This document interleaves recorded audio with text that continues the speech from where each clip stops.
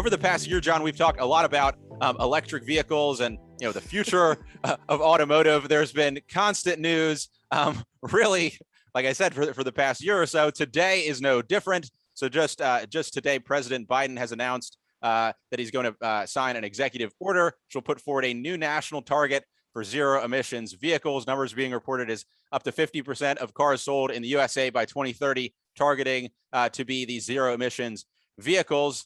Where does this fit into this EV story we've been talking about for so long, John? It's another step forward. I mean, I think we've already seen, if you look at the financials of companies like GM and Ford, they're already spending money on EVs. I mean, they've announced these big cash commitments, but you can see it in their R&D dollars and their CapEx dollars and so forth, that the money is getting spent. What they want, what they always want, is some assurance that buyers are going to show up for whatever it is the government wants them to build. And I mean, they are all three. Stellantis too now, which is the post-merger Fiat Chrysler and Peugeot. Stellantis is the third of the big three, although Stellantis is more global focused, but we'll get back to that. But anyway, what they always want is to know that there's a 3 to 4 year lead time developing new vehicles, sometimes longer when you're doing things like developing new drivetrains and new battery technology and so forth. They want to know that when they spend the money up front, 3-4 years later, buyers are going to show up to get them. So what they're hoping for from the government is some support around infrastructure. We need better charging networks in the United States. We need chargers in more places. We need more fast chargers, and so on and so forth. And also maybe with incentives. I mean, we saw how incentives helped Tesla get rolling back in the day.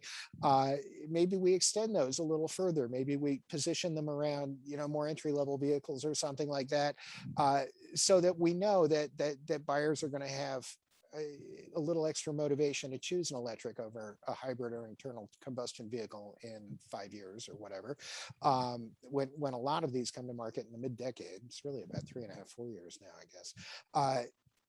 And that's what they're looking for. And of course, the Biden administration, the Democrats are happy to deliver that because they see, American jobs. China's rushing into EVs. Europe is increasingly rushing into EVs. We don't want to be left behind. We want Americans building them from a White House policy perspective.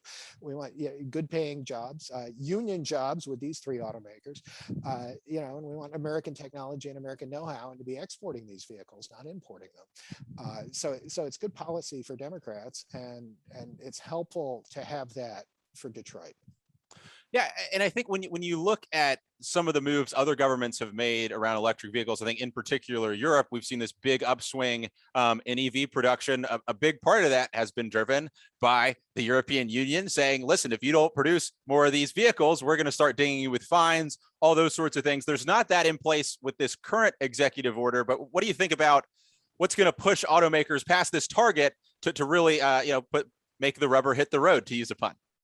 Well, I think they want to do it anyway, but I think the stick that comes with this, the carrot is the government help with infrastructure and incentives and so forth. The stick, I think, will be announced, I think, later today. It might be tomorrow, but I've seen some floaters from the White House about this.